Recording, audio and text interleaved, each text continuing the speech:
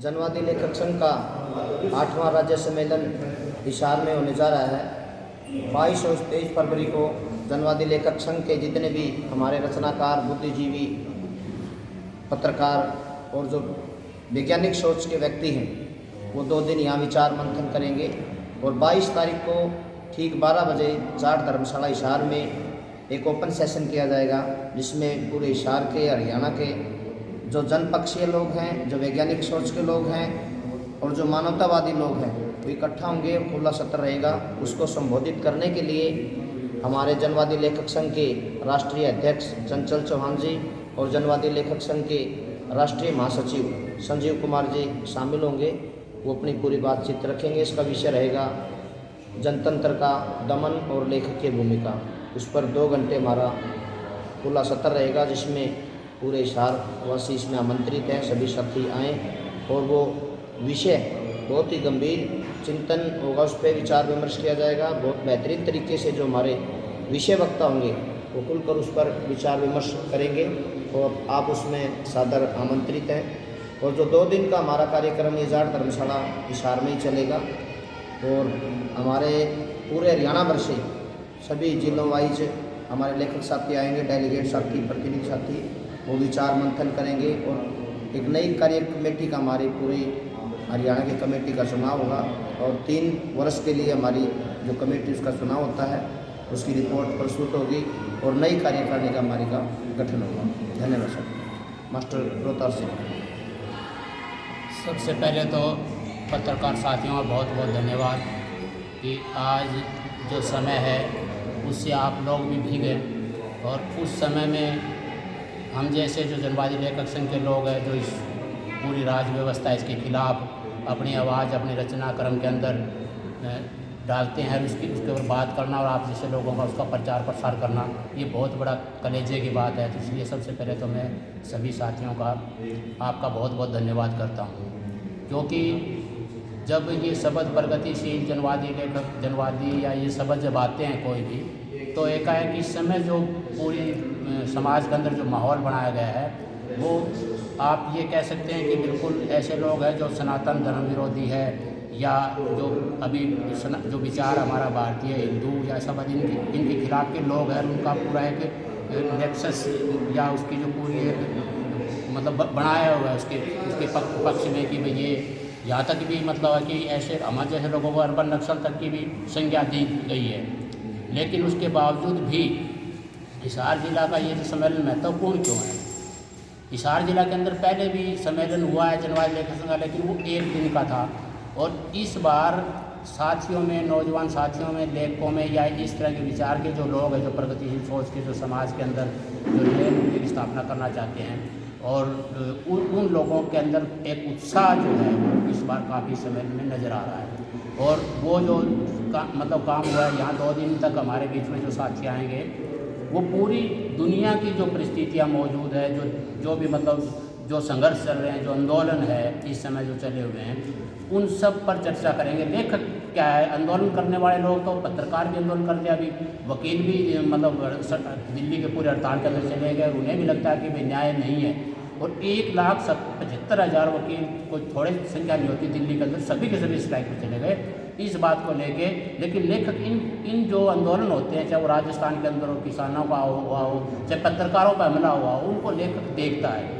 और लेखक देखने के बाद उसको अपनी कहानी है, कविता है या कोई उपन्यास, उसके अंदर वो एक कथ्य के रूप में, कथानक के तौर पर उसको लेके आता है। हीरोइज्म उसका जो है नायकता है उसको प्रस्तुत करता है और अपनी कल्पना के जरिए वो आगे की जो मतलब जो दिशा होती है उसको मतलब अपनी कल्पना के जरिए प्रस्तुत करता है। वो अलग बात है कि बहुत सी ऐसी चीज़ें होती है कि हम अनुमान लगाते हैं, उस अनुमान के अनुसार हमारी चीज़ें नहीं बनती। क्योंकि पत्रकार साथियों जैसे अभी पीछे अनुमान लगाएगा, मेरे ख्याल में आप लोग सभी प्रगतिशील पत्रकार है, जो क्योंकि प्रगतिशील लेखक संघ या जनवादी लेखक संघ की जो आप मतलब जो है पार्टी है समाचार लेने के लिए आए हैं, तो उससे ये प्रमाणित होता है कि आप जो लोग हैं समाज के अंदर ऐसे संघर्ष करने वाले पत्रकार हैं जो मतलब कोई भी अच्छी चीज़ होती है उसको मतलब प्रचार प्रसार के अंदर लाते हैं। तो अगर देखेंगे तो आप लोगों ने भी एक अंदाज़ा लगाया होगा कि हमारा जो है इस बार जो राजनीतिक माहौल राज्य का बदलेगा। हरियाणा के अंदर जो है कम से कम ऊपर केंद्र के अंदर चाहे वैसे वही शक्तियाँ सत्ता में आ गई, लेकिन राज्य के अंदर बदलेगा। हमने आपसे ही मतलब आप क्योंकि फील्ड में थे, हमने आपसे ही अंदाजा लगा के लेखकों ने कि ये मान के चला कि वे पत्रकार जब सारे जो मैदान के अंदर वो कह रहे हैं कि वे इस बार हरियाणा के अंदर तो कम से कम कांग्रेस की सरकार या दूसरी वो सरकार आएगी, इतनी सीटें लेगी, लेकिन उसके बावजूद भी वो चीज़ें हमारी अनुमान सब फैल हो गया।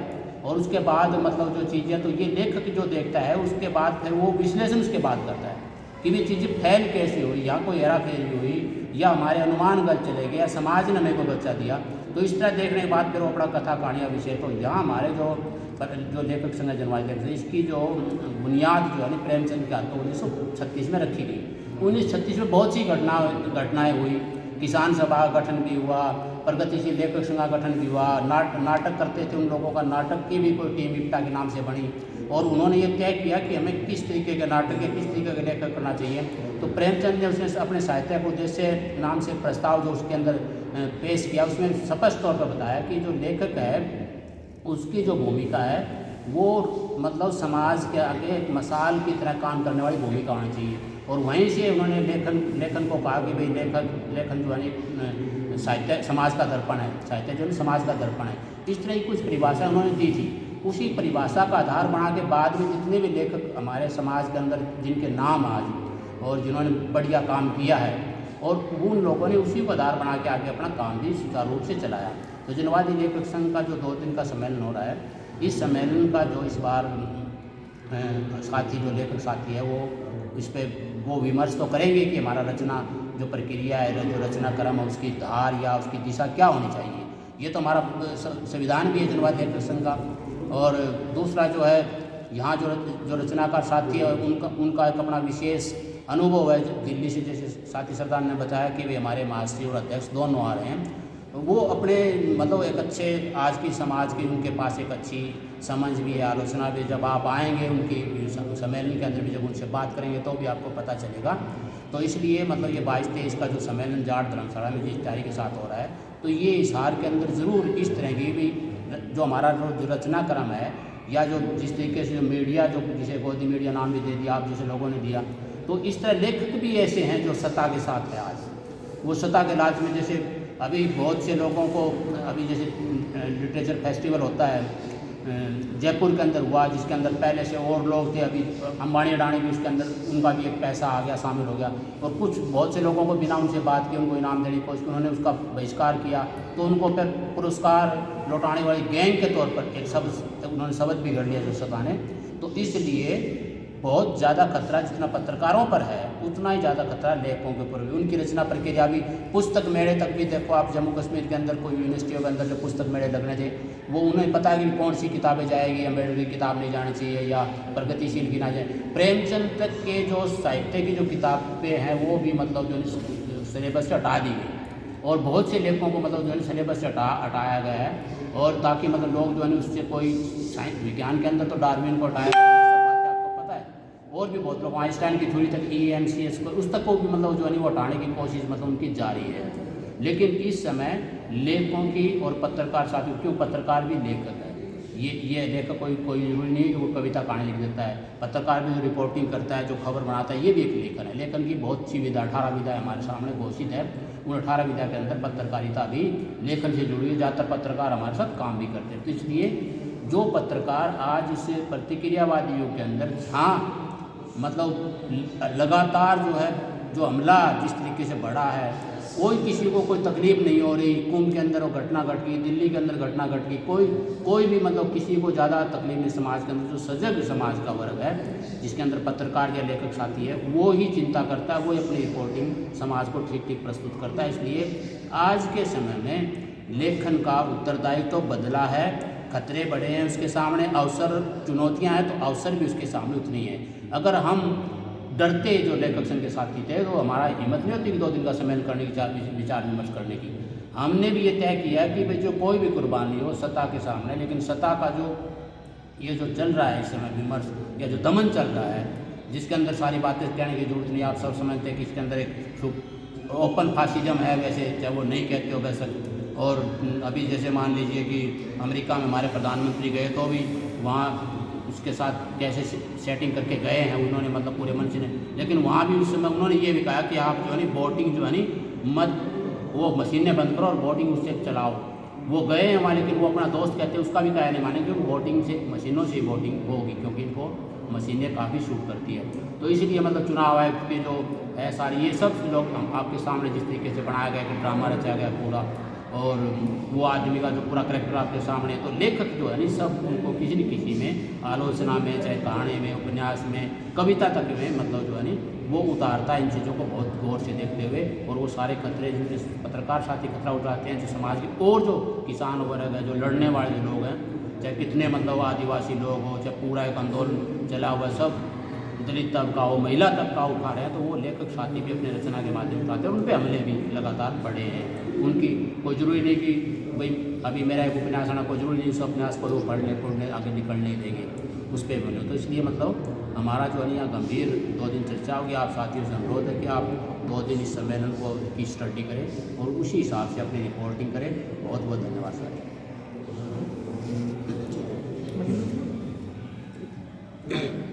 सर, सवाल ये है कि आप बोल रहे हो, आदिवासियों की बात भी बोल रहे हो, विद्रोह की बात भी बोल रहे हो, लेकिन जनवादी लेखक संघ का पिछले लंबे टाइम से मैं देख रहा हूँ, न सरकार उनको तंग करती है, न वो सरकार को तंग करते हैं। आपकी कोई एक लेखनी ऐसी नहीं है कि जिसके ऊपर सरकार ने दमन किया हो, जिसको मतलब जिसके कारण किसी गिरफ्तारी की हो, तो आप सूटेबल नहीं लग रहे हो। देखो ये बात है, आप जो आपका सवाल है वो सवाल ऐसा तो है नहीं कि हवा में कोई सवाल बना दिया हो। ये बात ठीक है कि भाई कहीं न कहीं प्रगतिशील लेखक संघ हो, चाहे जनवादी लेखक संघ हो, चाहे और भी इस तरह लोग हो, उनका ध्यान जो आदिवासियों की जो समस्या, उनकी कोई ठोस स्टडी उनके सामने नहीं आई, ना उनकी तरफ ध्यान गया, ठीक है। लेकिन उसके बाद ये भी कह रहे हो कि भाई उन पे हमले नहीं हुए, क्योंकि जो अर्बन नक्सल की जो एक चीज़ नथी की सरकार ने, वो उसमें इन लोगों को भी डाला गया बाकायदा। आप देखिए कि मैं एक वो हमारे जो सबसे पहले जिस आदमी ने पुरस्कार, वाजपेयी, अशोक वाजपेयी ने पुरस्कार सबसे पहले लौटाया, वो तो जनवादी लेखक संघ का, वैसे तो राजना संगठन में आ जाता है, प्रगतिशील अपने आप को कहता है, वो हमारा हिस्सा नहीं है, उसके बावजूद भी उसको सरगना कहा गया और उनका, तो इसका मतलब उन्होंने तो नथी कर दिया। ठीक है, इतने आप जो कह रहे हैं कि किसी की नौकरी पे कोई आंच नहीं आई या किसी को कोई गिरफ्तारी नहीं हुई और लोगों की गिरफ्तारियां हुई है, तो वो चीज़ें भी अब ध्यान से देखी जा रही है। और देखने के बाद ऐसा नहीं है कि उन्होंने लिखा ना हो, चाहे वो भीमा कोरेगांव, उस पर बहुत लोगों ने लिखा है, कविताएं तक लिखी है।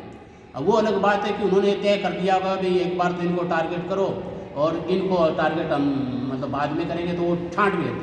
आप पत्रकार हो, आप ज़्यादा इस बात से ज़्यादा मतलब खबरदार हो, क्योंकि जब आज भी आप अगर पुलिस भी उठाएगी तो बीच वाले लीडर को उठाएगी, टॉप लीडर होता है उसको कुछ नहीं कहते, बीच वाले लीडर को जो होता है उसको उठाती है, उसको जेल में बंद कर। जितने भी गिरफ्तारी किसानों में हुई तो उन नंबरों जो 3-4 रैंक के लीडर थे उनको सबको उठाया गया, कि उन्हें पता था कि बड़े लीडर को उठाया तो जनता और ज़्यादा उद्वेलित होगी और ज़्यादा अंदर। तो इसलिए मतलब अभी ये हमारे अंदर ये है, इस पर ये बात सही है कि हमें स्टडीज़ की करने की ज़रूरत है बिल्कुल, क्योंकि वो जब ये बात सही है कि जो चीज़ बनी है, चाहे वो कैसी RSS भी आया, जब हम उसकी स्टडी कर रहे हैं तो जो इतना बड़ा मूवमेंट है जो पर्यावरण के साथ भी जुड़ा हुआ है, आदिवासियों के जो जीवन संस्कृति के साथ जुड़ा है, उसका भी अध्ययन के लिए वो विषय हमारे अंदर मतलब है, उस पर भी डिस्कशन होगा। रोहतास जी, 2 दिन का आपका सम्मेलन है, क्या उसमें मैं उम्मीद कर सकता हूँ एज ए पत्रकार कि आप वहाँ चर्चा करोगे कि सत्ता की जो जनविरोधी नीतियाँ हैं और जनविरोधी नीतियों को लागू करने के लिए जो कागार जैसे, प्रहार जैसे, ग्रीनलैंड जैसे जो वो चलाई हुई, उन्होंने योजनाएं चलाई हुई है, कुचला जा रहा है आदिवासियों को, या किसानों पे जिस प्रकार से हवाई फायर किए गए, क्या चर्चा करोगे? आपकी इसके ऊपर आपकी लेखनी तीखी होगी? हाँ, चर्चा होगी। आप गवाह रहेंगे ओपन सेशन में, तो आप इनवाइटेड है ही, ठीक है। और अभी हम जो डेलीगेट की जिस तरीके की सूची बना रहे हैं उसमें भी अभी मतलब फाइनल होगा, उसमें भी देखा जाएगा। अगर आप डेलीगेट रहे ओपन सेशन में तो आप रहेंगे, वहाँ ज़रूर इस बात पर चर्चा होगी। इसमें मतलब कोई दो राय नहीं है कि हम इस पर कोई चर्चा नहीं करेंगे, ज़रूर उसके ऊपर चर्चा होगी, क्योंकि ये केंद्र में आ चुका है।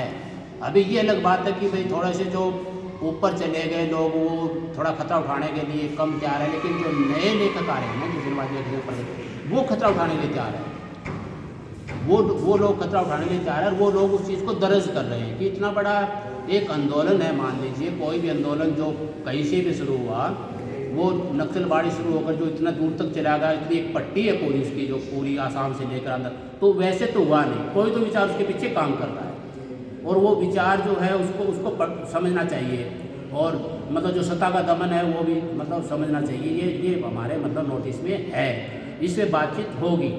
अगर ये बात हो सकता है हम इस पर कोई प्रस्ताव भी लेके आए। अगर कोई नया लेखक हो और वो भी पार्टिसिपेट करना चाहता हो तो उसकी क्या प्रक्रिया रहेगी? जैसे अभी नया लेखक है, वो आपसे जुड़ा हुआ नहीं है जनवादी से, वो जुड़ना चाहता है और वो अपना विपक्ष रखना चाहता है आपके इसमें, मतलब तो उसका कोई प्रोसेस क्या? हाँ, ओपन सेशन में आप इनवाइटेड हैं, वहाँ सवाल होंगे, आप शामिल हो सकते हैं। अगर कोई भी आदमी ये सोचेगा कि भी मैं डेलीगेट रहना चाहता हूँ, कोई भी आदमी, तो हमारी टीम जो है उस पर बात भी विचार भी करती है, क्योंकि हमने इसको मतलब इसको ये हमारी ये बात जो उदय ने जो सवाल उठाया कि भी ये बात हमने नोटिस में लाए हैं कि जो हमारी जो संकीर्णता रही है या हमारे जो हमने जो मतलब जो ब्रॉडनेस नहीं है उसका नुकसान हुआ है। तो अल्टीमेट तो ज़्यादा जनवादी लेखक संघ बड़ा लेखक संगठन था, उस पर ही आएगा मतलब। अगर मान लीजिए कोई बात है, अगर मान लीजिए कोई भी ये आदिवासियों का जो पूरा बड़ा आंदोलन हुआ तो वहाँ जो लेफ्ट पार्टियाँ थी वो उनकी समस्याओं पे वहाँ तक गई नहीं, तो अभी जाके तो वहाँ वो लेफ्ट ही तो मूवमेंट है, वो कोई अलग मूवमेंट थोड़ी है, वो भी तो वहीं से उसी सोच को ले रहे हैं। वो ठीक है, उनका कार्य करना तौर तरीके अलग हो जाए कोई भी। अब राहुल गांधी की भाषा देखो आप, राहुल गांधी की जो भाषा है उसने अपनी भाषा बिल्कुल ऐसी बनाई है, बहुत अलग तरीके की भाषा बनाई है। अब उसने वो चीज़ें मतलब सॉफ्ट हिंदुत्व जब पहले जनेऊ था उससे बाहर निकल रहा है, उसे पता लग गया कि अगर कांग्रेस का अस्तित्व तो बाद की बात है, अगर मुझे हमारा अस्तित्व या जो मेरे परिवार का नेहरू अस्तित्व भी बचाना है तो हमें अपनी भाषा बदलनी पड़ेगी। तो वो आदिवासी की बात भी कर रहा है, दलितों की बात भी कर रहा है, महिलाओं की बात भी कर रहा है वो, और मतलब संविधान की बात भी आ गई उसके मतलब उसके हिसाब से। तो ये चीज़ें बदल रही है, ये सब चीज़ें अभी जो जिस तरह मतलब अब जैसे कोई बहुत बड़ा विद्वान हमारा आनंद तेल तोमड़े जो हम बहुत बड़ा विद्वान मानते हैं, लेकिन उस व्यक्ति वो इतना बड़ा विद्वान है, जबकि दूसरे देश तो अपने दिमाग की रक्षा करते हैं, चाहे जर्मनी हो कोई भी हो, लेकिन हमने उस आदमी को बिना काम जेल में रखा। उमर खालिद है जैसे मान लीजिए, सिर्फ उसको मुसलमान, बात तो सारी वो उसी ट्रैक का आदमी जिस ट्रैक का कन्हैया है, लेकिन उसके बावजूद भी मुस्लिम होने के बाद उसकी कोई सुनवाई नहीं, कोई उस पर मांग भी उठाई, सारी बात भी उठ रहा है, लेकिन आज तक उस आदमी पे मतलब कोई भी मतलब जो है कि चार्जशीट आके कोई कोर्ट में आके ना ही कोई चीफ जस्टिस के सामने बात गई, सबके सामने गई, वकीलों ने उठाई, लेकिन उसके बावजूद भी वो आज तक वो जेल में है। बरबरा राव जैसे लोग या जैसे जो बहुत लोग थे जिन्होंने जो अपना लिखने का काम करते थे, और क्या करते थे, बहुत से लोगों को मतलब विद्वानों को जेल में रखा गया बिना ही काम।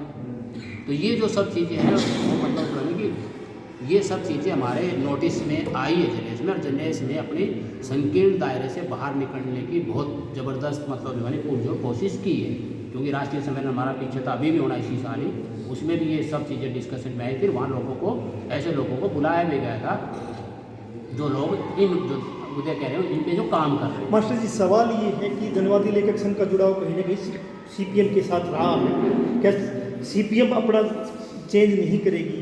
क्या तब तक ये चेंज हो जाएगा जनवादी लेखक संघ में? देखो, क्योंकि बहुत कुछ चीज़ें सीपीएम से चलती हैं। वो ठीक बात है, वो राजनीतिक दल से कोई आइडेंटिफिकेशन उनकी है, लेकिन उसके बावजूद भी जो संगठन काम करते हैं वो अपने स्वतंत्र तौर पे काम करते हैं। संविधान में उनका स्वतंत्र अलग से कोई पाबंदी नहीं है। अगर मैं कोई आदिवासी पे या किसी पे कोई भी मान लीजिए कविता लिखूं या मैं उसमें अगर मेरा तर्क सही है तो मुझे उस पर रोकने वाला कोई नहीं है। महिलाओं ने जैसे मान लीजिए उनकी रचनाएं ऐसी रचनाएं लिखी, महिलाओं जिन पे आज बात भी नहीं होती, तो भी उनको भी दर्ज किया गया बाकायदा। आपको भी पता है, महिलाओं के आप स्टडी करते हैं, महिलाओं ने अपने जो मान लीजिए कोई ऐसे शरीर से कोई या प्रक्रिया कोई उनकी प्रजनन प्रक्रिया उस पर भी कविता लिखेगी, पहले अंश से दूर रहती थी, उसको भी दर्ज। मास्टर जी, सवाल मूल है कि जैसे सीपीएम चुनाव में विश्वास करती है तो जनवादी लेखक संघ भी चुनाव में विश्वास कर रहा। क्या जनवादी लेखक संघ का कोई भी एक ऐसा है जिसने सीपीएम की लाइन से अलग जाके चुनाव बहिष्कार पे कोई कविता लिखी हो, चुनाव बहिष्कार पे कोई वो लिखा हो? सवाल मूल है, मैं मूल सवाल की बात कर रहा हूँ। जब तक सीपीएम परिवर्तन नहीं कर रही है अपने उसमें कथनी करनी में, तब तक क्या जनवादी लेखक संघ से उम्मीद होगी कि वो करेगी? देखो, चुनाव जो है ना चुनाव को सीपीएम इस तरह मतलब तो पागल है नहीं। मैं सिर्फ चुनाव की बात नहीं कर रहा, मैं कार्यक्रम की, काम की, करने के तरीकों की। चुनाव के बारे में मतलब बहुत सी ऐसी अभी जो चीज़ें हैं, बहुत सी ऐसी मुख्य तरह धीरे धीरे मतलब मेरा अनुमान है ये एक लेखक कि सभी लोग चुनाव का जो एक हथियार के तौर पे इस्तेमाल करना है, जब उसकी स्टडी और वाश होगी तो उसका इस्तेमाल वो अपने आंदोलन के लिए उसके लिए करेंगे, क्योंकि वो ऐसा नहीं है, वो उनका पार्टी का कार्यक्रम है, वो तो बनाते हैं। ऐसा नहीं कि इस बार का जो मतलब आपने जो सवाल उठा दिया तो सीपीएम पार्टी का भी जो कांग्रेस होनी है अप्रैल में, अगर आप उसका कार्यक्रम देखेंगे इस बार अभी जो बिल्कुल उसको अपडेट किया, जबकि उनका जो सीपीएम पार्टी का जो उनका सबसे बड़ा जो नेता था जिसकी चिंता भी थी, सीताराम येचुरी एकाएक बीच से गायब हो मतलब गुजर गए, वो बहुत बड़ा था झटका। लेकिन उसके बावजूद भी, जबकि वो उनका रोल शुरू हुआ ही था कांग्रेस के लिए, उससे पहले वो बीमार हो गए 5 सितंबर, लेकिन उसके बावजूद भी जो लोगों ने कार्यक्रम बनाया, उस कार्यक्रम में आप देखेंगे तो उन्होंने खाली चुनाव पर निर्भरता अपनी ना तो कदे सीपीएम ने इस तरह मतलब मान के चली, लेकिन चुनाव को एक टूल के तौर पर वो उन्होंने जो बनाया है लोगों ने उसको इस्तेमाल किया है। ठीक है, कुछ लोग नहीं कर पा रहे, ठीक आप मानते हैं कि वो जो क्रांति की जिस तरीके की बात है समय अनुसार मुझे लगता है कि क्योंकि मैं उन बातों में ज़्यादा विस्तार से नहीं जाना चाहता, क्योंकि जो वोट के अधिकार का जो आंदोलन, चार्टिस्ट आंदोलन जो इंग्लैंड में चला 13 साल, उसको जब ये लेफ्ट पार्टियाँ हैं, ये महाराष्ट्र उनका आदर्श है, ये किसी छुपाने की जरूरत नहीं है। और अभी भी 21 फरवरी को लाल किताब दिवस मनाया जाएगा बड़े स्तर पर, वो सभी लोग मनाएंगे, वो आप आदिवासी मनाएंगे। वो लाल किताब है क्या? वो कम्युनिस्ट मैनिफेस्टो है अभी 21 फरवरी को। तो इसलिए 13 साल जो आंदोलन चला तो उसके ऊपर कार्ल मार्क्स को और उन्होंने बहुत गहराई से देखा, बहुत गहराई से अध्ययन किया, और उन्होंने कहा कि ये आंदोलन हमारा जो श्रमिकों का आंदोलन उसका हिस्सा बनना चाहिए, उसके लिए उन्होंने पूरा जोर लगाया। इसके इतिहास के अंदर बहुत सी बातें हैं। जर्मनी में सब ऐसे 2 लोगों को चुनाव लड़ने के लिए, मैं एक और उदाहरण, लेनिन के पास जब 1920 में चुनाव हो रहे थे जर्मनी के, जब रोजा लक्समबर्ग और लीबेनबर्ग गए तो उस वक्त उनसे पूछा गया कि भाई क्या करना चाहिए, उन्होंने कहा कि चुनाव में जाओ, लेकिन वो चुनाव में जाने की बात करते तो दूसरे लोगों ने उनको CID देकर उनको मरवा दिया थे। तो इतिहास के अंदर बहुत, अगर हम उतरेंगे तो तर्क वितर्क की बात न्यारी हो जाएगी, लेकिन हम मुख्यतः हमारा जो फोकस आज यही रहना चाहिए कि 22-23 को जो है आप लोग शामिल होइए, उसमें आप ओपन सेशन में तो हम सादर आमंत्रित है ही। उसके अलावा भी अगर कोई भी साथी ये सोचता है कि भाई मैं डेलीगेट ऑब्जर्वर के तौर पर हम उसको शामिल कर सकते हैं, अगर हमें ये लगे भी, क्योंकि शाम को सांस्कृतिक कार्यक्रम, शाम को सांस्कृतिक कविता भी सुना सकते हैं, शाम को काव्य पाठ है उसमें भी शामिल हो सकते हैं, और जो भी मतलब आपकी कोई रचना है तो उसमें कोई आपको वो मनाएंगे। और पत्रकारों का तो वैसे जैसे मान लीजिए कोई भी वो रिपोर्टिंग करेंगे तो उनको कोई पाबंदी है नहीं।